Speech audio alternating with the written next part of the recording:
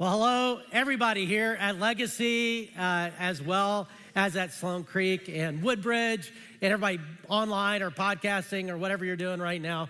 So I hope that if you're here for the first time or you've been here a long time, that you feel not only welcome here, but also over time inspired to keep taking steps in your journey with God. We're all on a journey somewhere and want to encourage, there's always the next step to take. And one of those steps will be here in this little 2-week series called Strange Math, because Strange Math is about the new math that Jesus came to bring, a whole new calculus, and it's the only one that leads to a result that we all want and the kind of life that we were created to live. But it is strange math.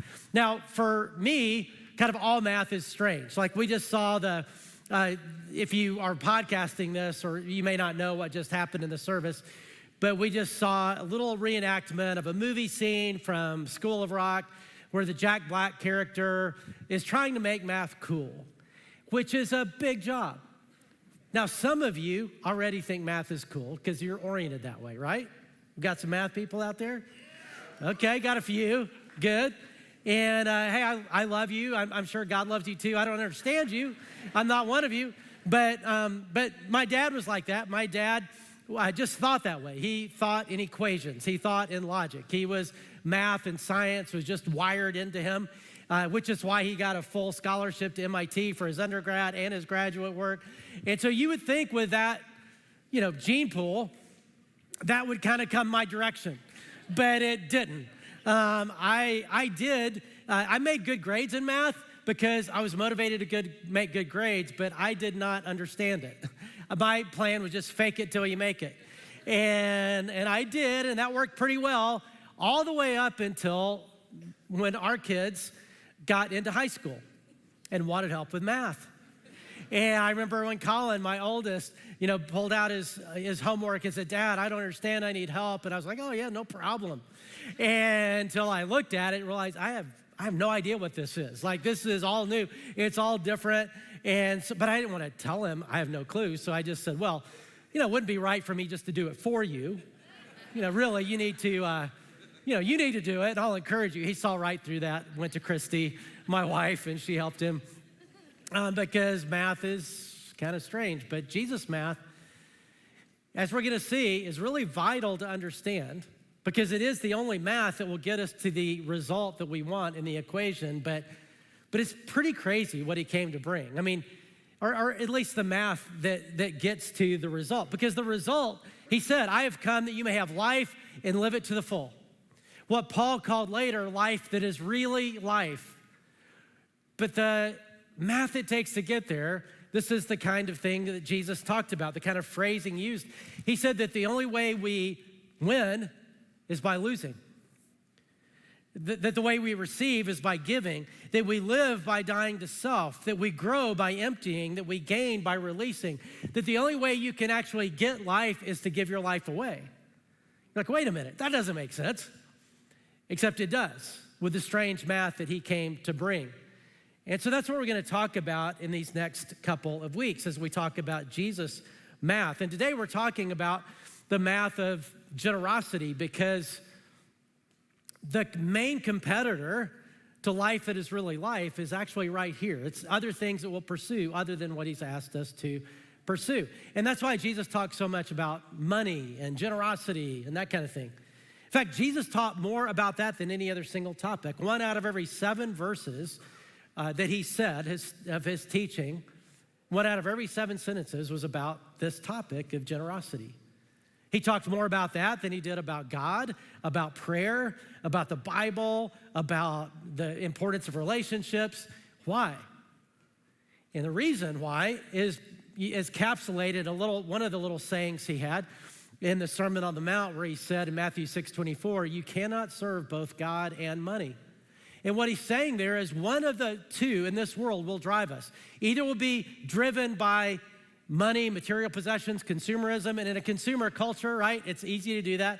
Consume, or save, and get nervous about it and hold on. You're either driven that way or we'll be driven by God and his purposes.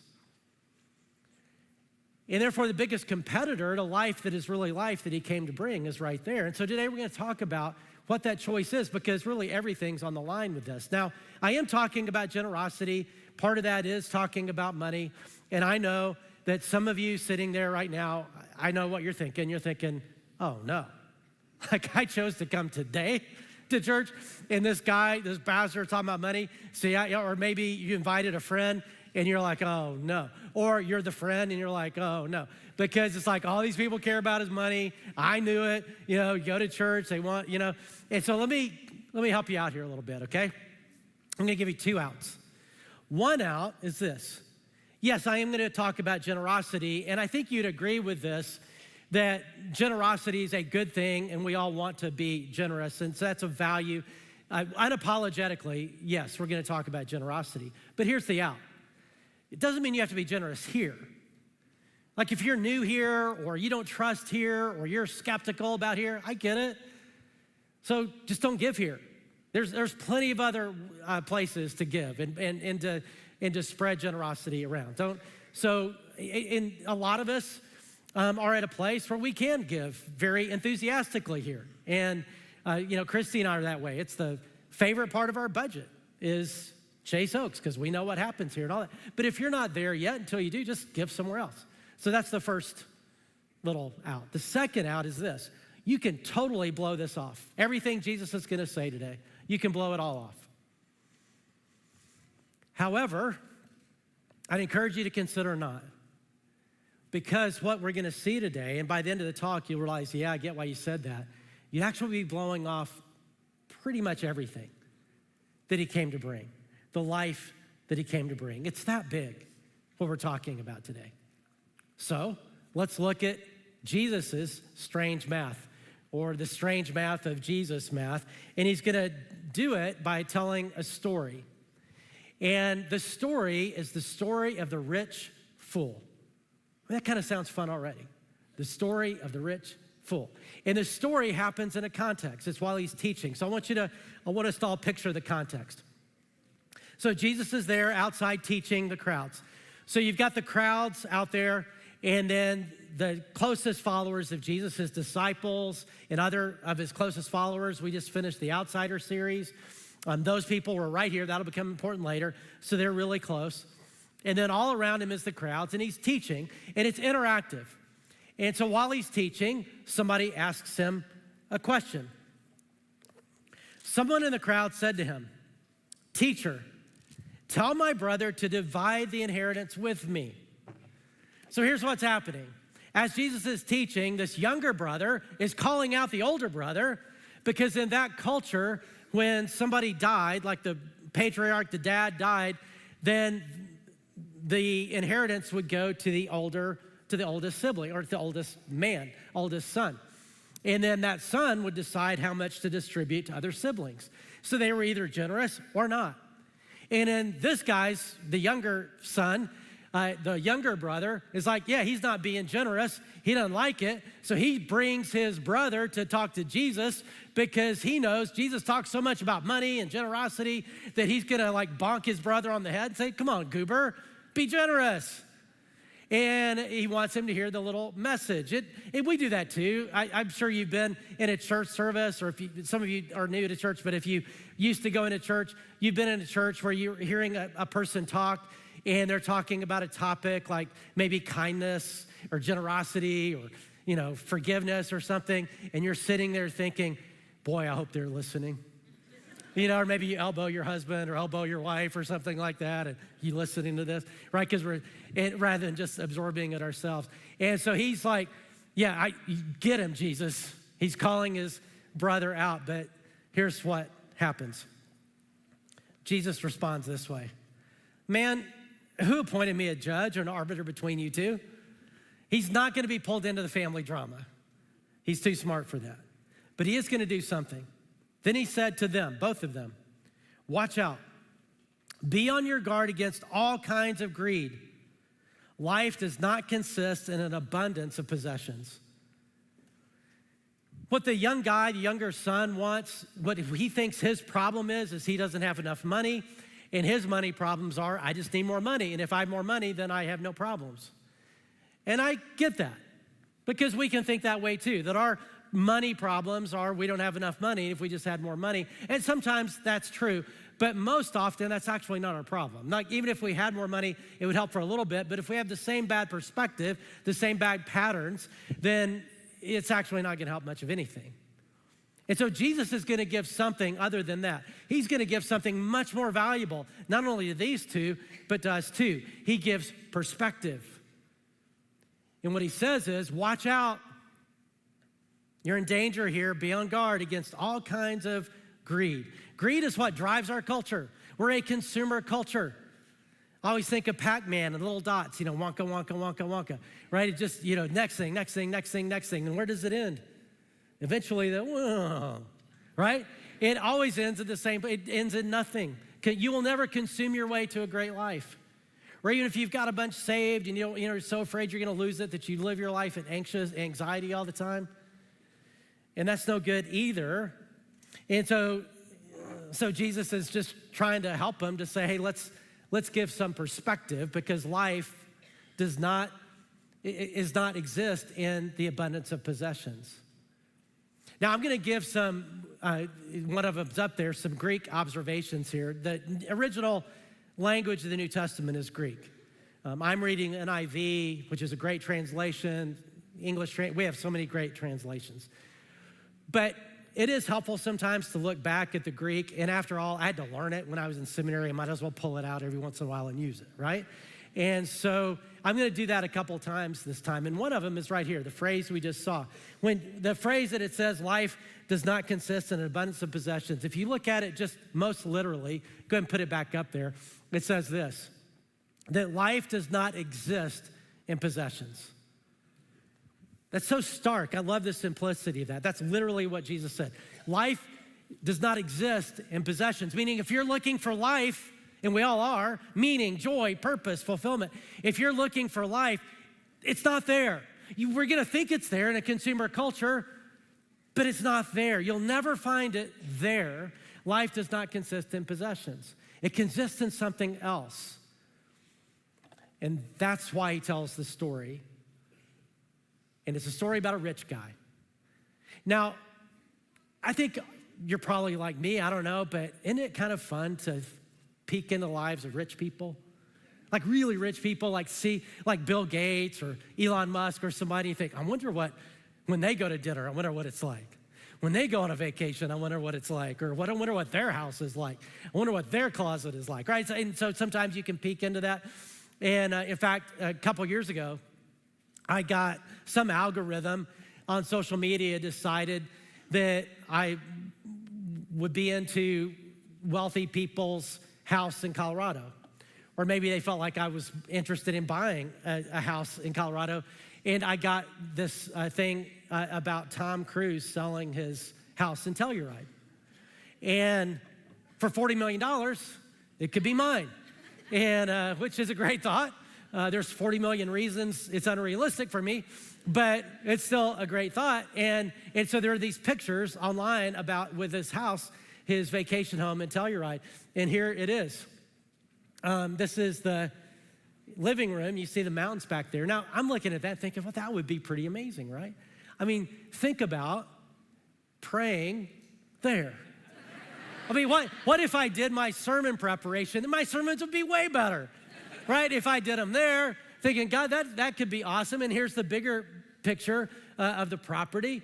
Not bad, isn't it? For $40 million, it could be yours, right? Now, so it's fun to dream, right? Or not even dream, but just fun to like play around with imagination and think, oh, that'd be great. And all that rich people, be great to be rich. But here's what we have to understand the story, is that you and I actually are the rich people. Now, we're not as rich probably as Tom Cruise, but you and I are the rich people. I mean, from a global perspective, we are.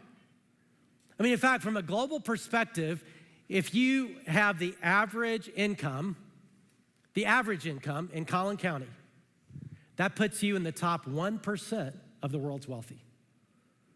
Think about that. If your family's average in Collin County, that puts you in the top 1%. You're a 1%er. And some of you are like, well, I'm below average. Okay, you're a 2%er. but think about that. Just by virtue of where we are, where we live, the way that I might look at the life of Tom Cruise and his house and his is the way the rest of the world looks at you and me. We're the rich people. And therefore, we really need to hear what Jesus has to say, because it's not wrong to be rich. It's just easy to become foolish when we're rich and actually miss everything. And that's why this story is not just the story of the rich person, it's the story of the rich fool. And why is he a fool? Well, here's the story. The ground of a certain rich man yielded an abundant harvest. So this guy was very wealthy in a farming or agrarian culture where land was wealth. He had a lot of land. In fact, the word translated from the original language of the New Testament, land translated ground here, don't think of a field. The word typically is translated region. So this guy doesn't just have a field, a farm, he's got a region. Think like Texas Panhandle or Rhode Island or something. Like, he's got a massive amount of wealth on a massive farm, and then he has a massive windfall because that massive area produces a massive harvest, which gives him a financial windfall, all this grain that they would store as wealth.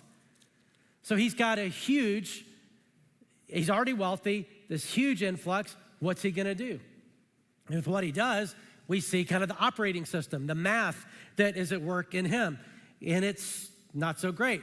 He thought to himself, what shall I do? I have no place to store my crops, meaning his barns were already full of grain. Then he said, this is what I'll do. I'll tear down my barns and build bigger ones, and there I will store my surplus grain. And I'll say to myself, you have plenty of grain laid up for many years. Take life easy, eat, drink, and be merry. So he's wealthy, he becomes wealthier. It's not unwise to be wealthy. In fact, it takes wisdom to get there. And there's no indication he did anything wrong or dishonest. There was a lot of wisdom that got him to where he got. It's just once you get wealthy, it's really easy for wealth to make you stupid, to make you foolish. And that's what happens for him. That's what will happen to all of us if we're not careful. And so where's the foolishness in this? Well, you see it in several ways. One is he is completely self-focused. God is not in the equation. Other people, generosity, not in the equation. He's got all this extra. He assumes the extra is for me. In fact, again, making observations from the Greek New Testament, when it's translated, here I'll store my surplus grain, more literally it says this, there I will store all my grain and all my possessions. He's holding on to all of it. Not part of it. Not, hey, I'm gonna be generous with that, but I'm gonna do this and enjoy it. It's all mine, it's all mine. And that's the thing, it's all mine. That's his mindset. It's all mine. And you hear that. He even talks to himself. And again, this is pulling out observations from the Greek New Testament. No English translation does this because it's kind of weird, but Jesus does it. I just think it's funny and unique. He says, when he talks to himself, he says, I will say to myself, self. He calls himself self. And when I say to myself, self, so he's talking to himself. You ever talk to yourself? Some of you are like, well, of course, I'm the most interesting person to talk to. I mean, why wouldn't I, you know? I don't really talk to myself, but I kind of do because when I'm at home, I talk to my dog, Chewy. This is Chewy here. And this is me talking to Chewy. And what a great listener. Nobody listens to me like that. Not even you right now. I mean, he's like amazing, right? Amazing listener. And he doesn't give much feedback, doesn't really, say anything, but it is, so he's not talking to his dog, he's talking to himself. This is a little by the way, and I've seen this, is that the wealthier we become, the more isolated we tend to become. Doesn't have to be that way, and I know lots of exceptions to that, but the wealthier we become, the more isolated we become because the less dependent we are, but also, you start to wonder, well, people are relating to me, why are they relating? Do they want my money? Do they want something from me? And it's easier to isolate the more that we have. That's why wealthy cultures are much more individualistic and isolated than impoverished cultures around the world. And it's just something to fight, to say, no, I can't let that happen to me. I mean, if he had had somebody to talk to that was objective about his situation, it would have changed everything for him, but he didn't. He's just talking to himself. And listen to the self-focus. In fact, we're gonna do some math. I'm gonna read, this is my translation of what he says to himself, and I'm gonna have you, we're gonna practice math, and we can all do this, okay? You don't have to be a math genius to do this. Because I'm just gonna ask you, when I read it, as I read it, to count the number of times in these 3 sentences in Greek, the number of times that he uses like a first person pronoun, I, me, my, or when he calls himself self. And I've put it in red to make it easier, okay? So let's count as I do. I'll ask you for the answer at the end. What shall I do? I have no place to store my crops. I know what I will do. I will tear down my barns and build bigger ones, and there I will store up all my grain and my goods, and I'll say to myself, self, you have plenty of good things laid up for many years. Eat, drink, and be merry. What's the answer? How many? 14. That's so good. And I'm not kidding, Friday night was all over the place. It really was. I mean, Friday night we had like 10, 11, 12, 13. It was like, and 9 o'clock and 11 here at Legacy. I don't know what it's like at your campus, like 14 right away. So way to go, good job. Math geniuses here. So 14. Now think about that. 14 times me, my, I in 3 sentences. Because that's his mindset. It's about me. It's about this is my stuff. And that's the American mindset, right? That's a natural mindset that what I have is mine. Right? I'm going to hold on to it because it's mine. The problem with that is it's not true. I mean, it's not true. Even if you're a Christian, it's not true. You may not buy it, but if you're a Christian, then no, it's definitely not true. That what we have is not actually ours. It belongs to God. We're not the owners of what we have. We're the stewards of what we have. We're the managers of what we have because God is the owner, and one day, we'll talk about this more next week, God will call on the account to say, well, what have you done with my money, with my time, with my resources, with my influence that I gave you? What have you done? And we'll be rewarded for that, but what have you done? It's kind of like a couple weeks ago, the people who manage our investments for Christy and me, they had an event for their customers at the new PGA headquarters up in Frisco. And I'm sure it was nice. I was gonna go and then we just too busy to go, so we didn't go. But I'm sure it would have been great. And it was a very nice thing to do that for them, for their customers. I get it. I mean, they take a percentage. They use some of that to throw a party for their customers, which very nice. Nothing wrong with that. I think it's great. However, I did have this nagging little thought of like, it's not really your money. You're kind of like throwing a party for us with our money and, just, how about just a check, Or, I don't know that's terrible because they should do that and it's customer relations. They don't have to, and I would do it if I were them. But, still. But it would be way different if I gave them money to invest. And when I did, he was like, oh man, thank you, because I've got tuition payments for my daughter coming up at Baylor, and this is perfect timing. I'd be like, no, it's not. That's not what it's for. This is not your money for college. This is my money for you to invest. Same thing with what we have. It's not ours. True of our money, true of our gifts and abilities, our time, the influence we have. And that's where we see him being so foolish, and we can all get foolish the same way. But in the short run, it probably feels pretty great because what he says last to himself, he says, self, you have plenty of good things laid up for many years. Eat, drink, and be merry. That's the American dream. He's gotten to a place where he's earned enough money, he's saved enough money that now he didn't have to worry about money anymore. And who wouldn't sign up for that? That's kind of the American thing, right? We work, hopefully get to a time we can retire, maybe buy Tom, what's-his-face's place in Telluride, and just have fun and eat, drink, and be merry. Who wouldn't sign up for that? Be like, okay, that's pretty awesome. American dream.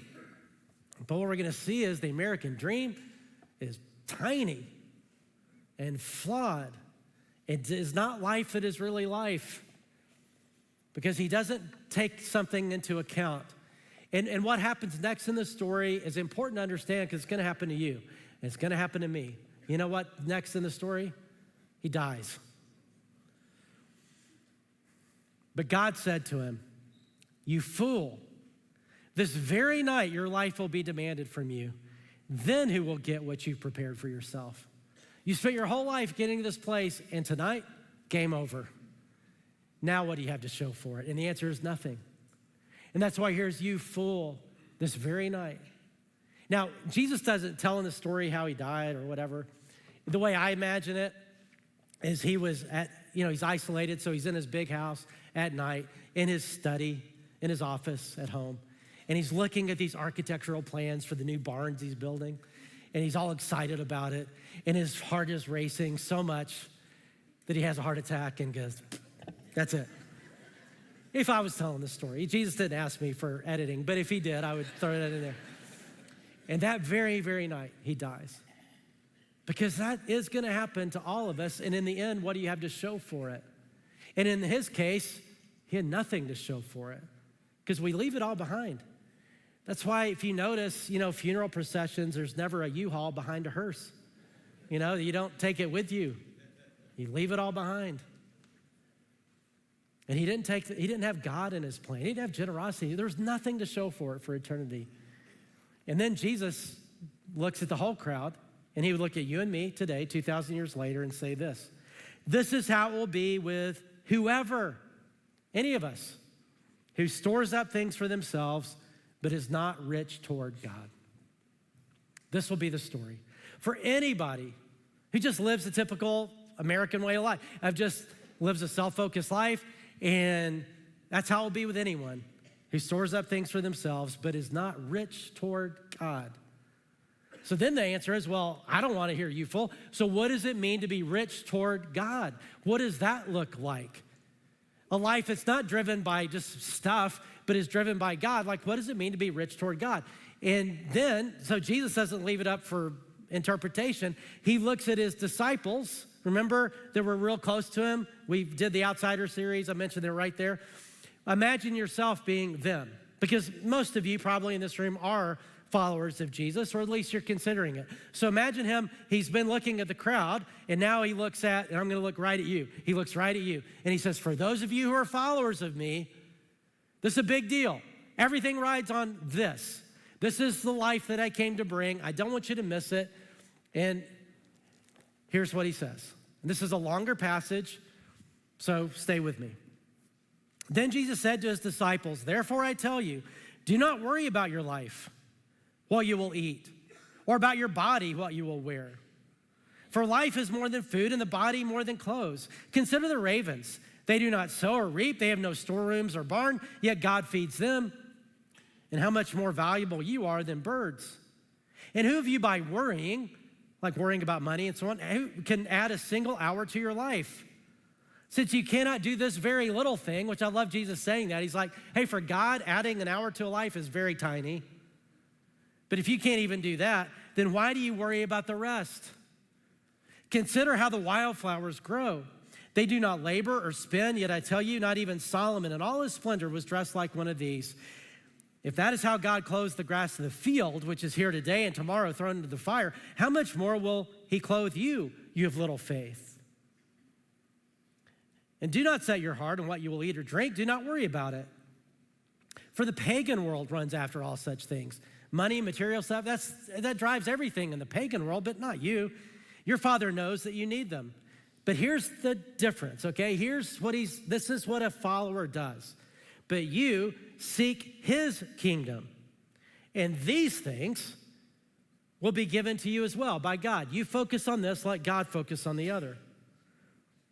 Do not be afraid, little flock, for your Father has been pleased to give you the kingdom, everything. Sell your possessions and give to the poor. Provide purses for yourselves that will not wear out, a treasure in heaven that will never fail, where no thief comes near and no moth destroys. For where your treasure is, there your heart will be also. What God is saying to us is don't be like the rich fool. Instead, realize the opportunity that's in front of us, to what is gonna really drive our life. Because like Jesus said, it can either be money, material stuff, or it can be God. What does it look like if God drives our life? Because those are two very different destinations. And the way I want us to think about this is basically Jesus asking us to make a change. I'm gonna call it the kingdom shift. And I spelled it out because years ago I said the word shift a few times, and it wasn't clear. People thought I was saying bad words in church, and it went viral. People were sharing it online, and I don't want that to happen. So it's the kingdom shift, okay?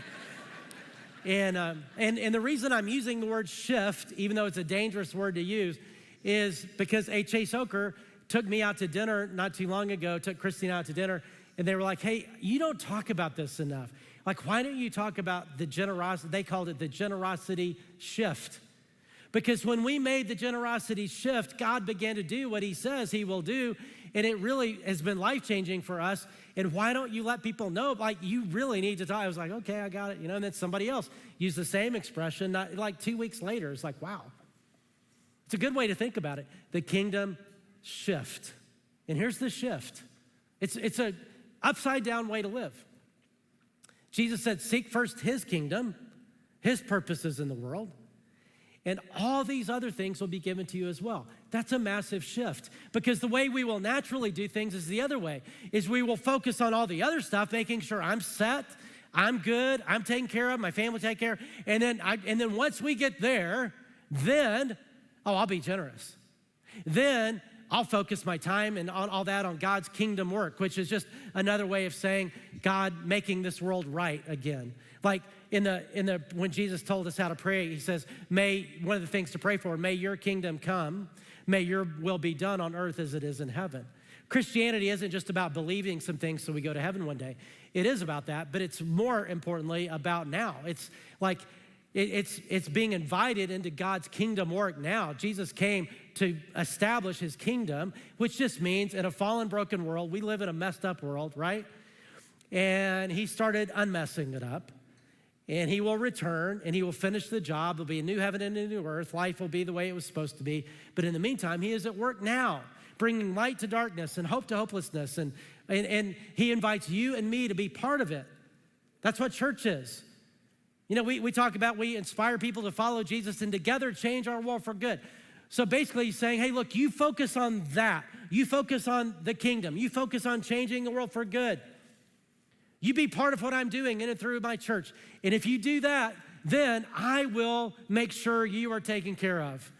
It's not, I'm gonna make sure I'm taken care of, and then I'll do that. It's the other way around. Because we'll never get there. We'll miss it. He doesn't want us to miss it.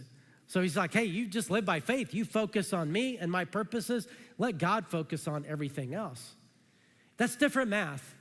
But when you do that, it opens up God's enablement and his blessing and response in our life. Just think back to the passage we just said really quickly. What comes in the equation when we begin to live a new math? Well, for one thing, purpose, a life of purpose.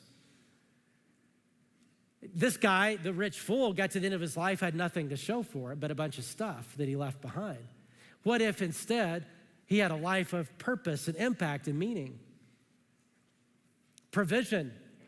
We just talked about that.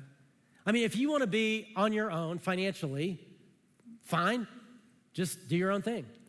But if you want God's enablement in your life, if you want his provision in your life, his investment in your life, his generosity in your life, be generous. He's generous to the generous. Peace that comes with that.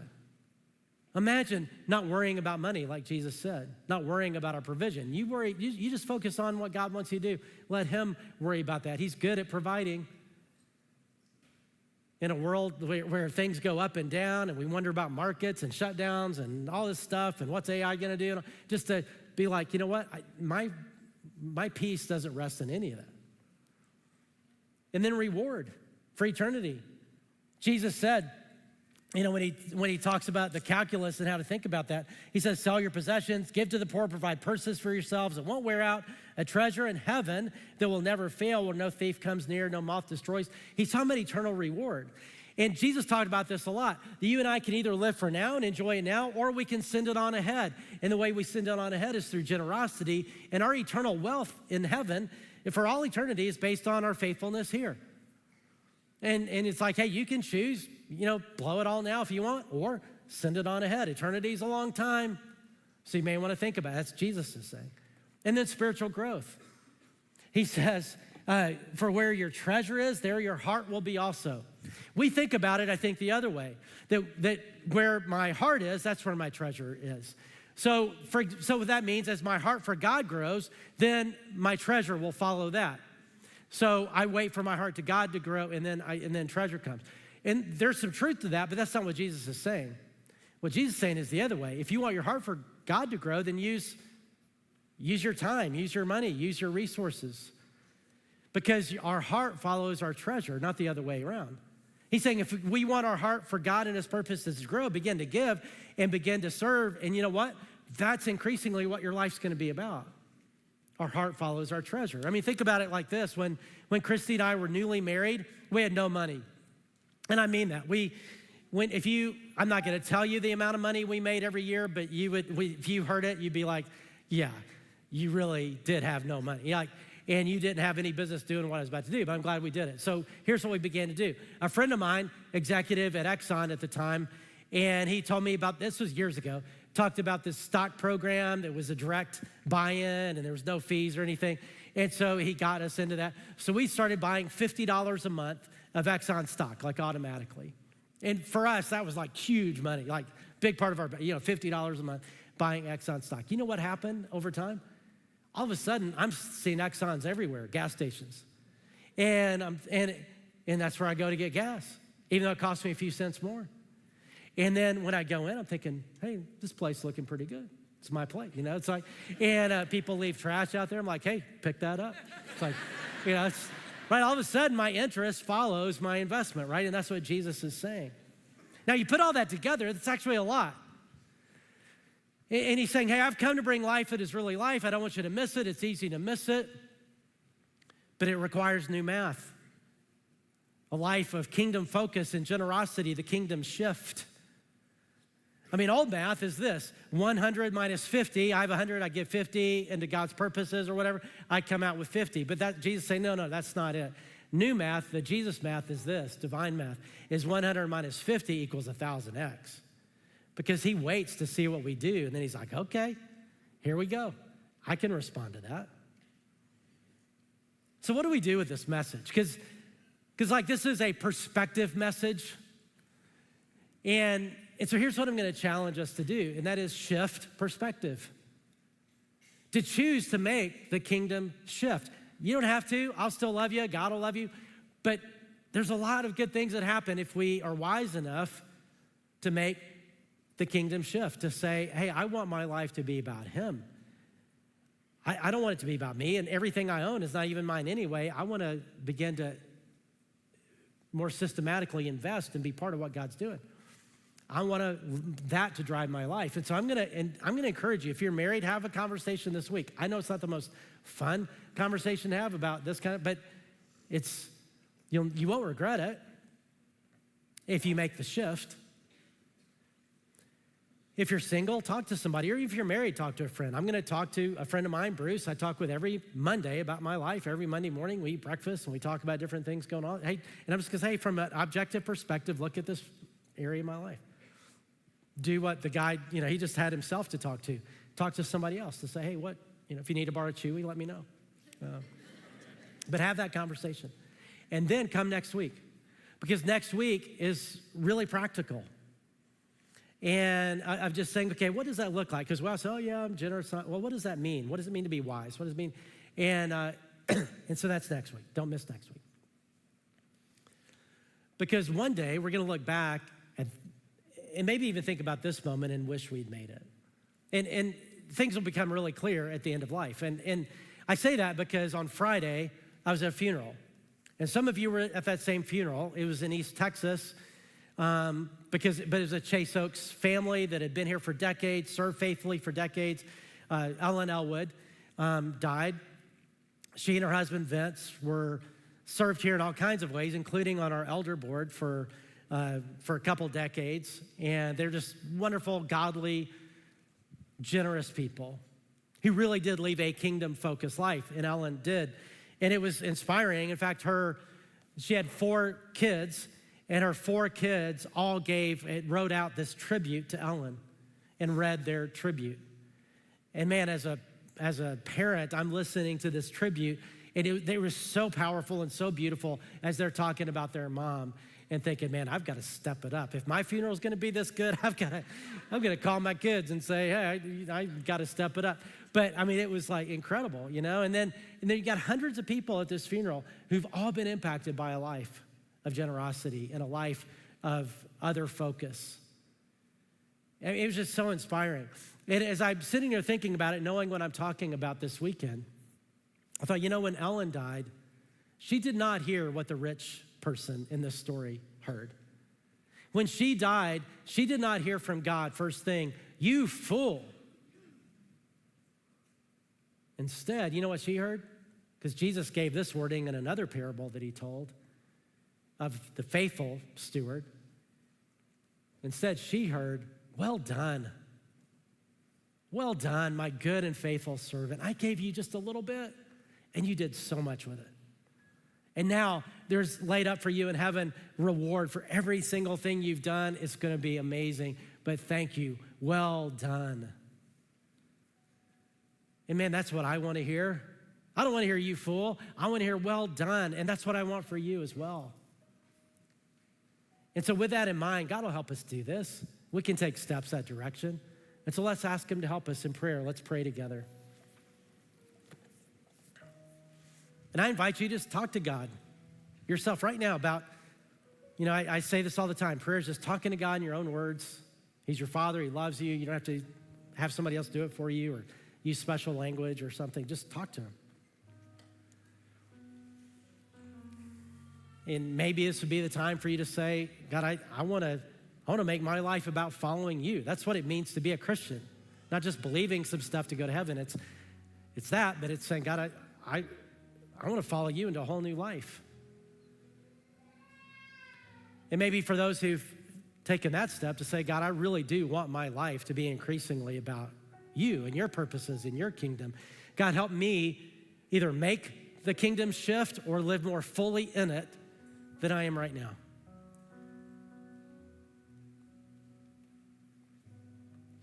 Father, I know one day it'll be so clear.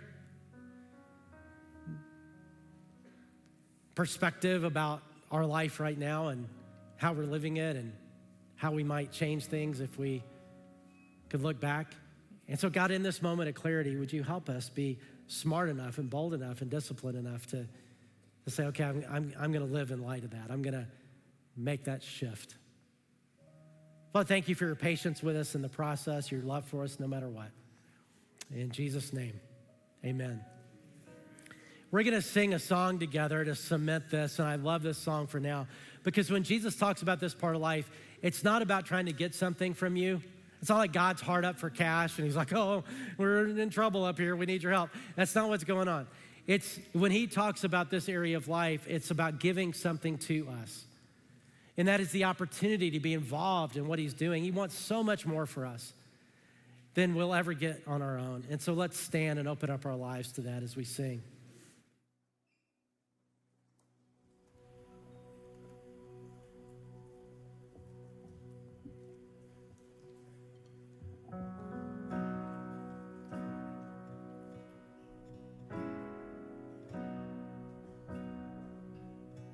I know who I am, 'cause I know who you are. The cross of salvation was only the start. Now I am chosen, free and forgiven, and I have a future, and it's worth living. I wasn't made to be tending a grave. I was called by name, born and raised back to life again. I was made for more. So why would I make a bed in my shame when a fountain of grace is running my way? I know I am yours. I was made for more. And I know who I am, 'cause I know who you are. The cross of salvation was only the start. Now I am chosen, free and forgiven, and I have a future, and it's worth living. 'Cause I wasn't made to be tending a grave. I was called by name, born and raised back to life again. I was made for more. So why would I make a bed in my shame when a fountain of grace is running my way? I know I am yours. I was made for more. Let's sing hallelujah. And hallelujah. You call out my name, I'll sing out your praise. Hallelujah. You buried my past, I'm not going back. Hallelujah. You call out my name, I'll sing out your praise. Hallelujah. You buried my past, I'm not going back. 'Cause I wasn't made to be tending a grave. I was called by name, born and raised back to life again. I was made for more. Why would I make a bed in my shame when a fountain of grace is running my way? I know I am yours. I was made for more.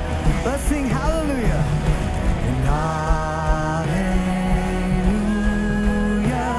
You call out my name, I'll sing out your praise. And hallelujah.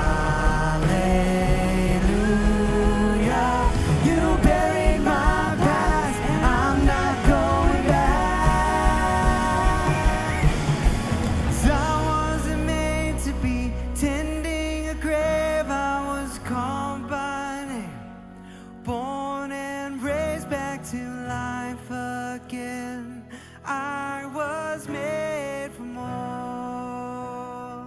Let's sing this out together. So why would I make a bed in my shame when a fountain of grace is running my way? I know I am yours. I was made for more.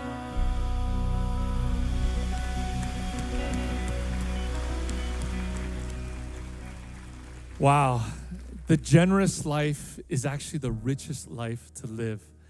What a powerful reminder that I need all the time, because my tendency, as many of us I'm sure, is me, consume for me, save for me, earn for me. And yet that is completely the opposite of the strange math that God has. So thank you, Jeff, so much for such a powerful reminder for all of us that I need on a daily basis. Hey, if you need prayer, our love and care team will be along this wall. Would love to pray for you. And if you're new, come on out to the hub. We have a cool gift. And Jeff is hanging out here in front of the stage if you want to say hi. Otherwise, have a great rest of your Veterans Day week. And we'll see you guys next time.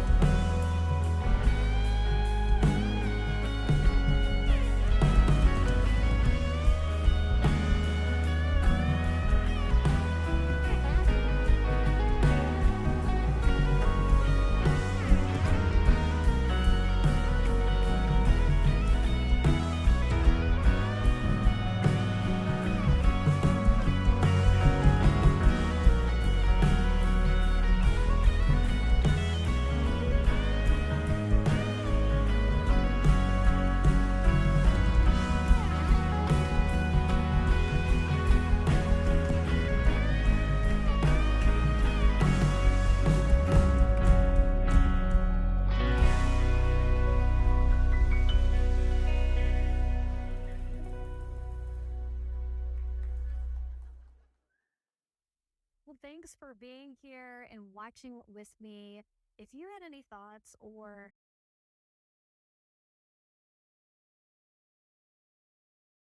encouraged you, so email me at liz@chaseoaks.org. And again, I'd love to connect you with the next step.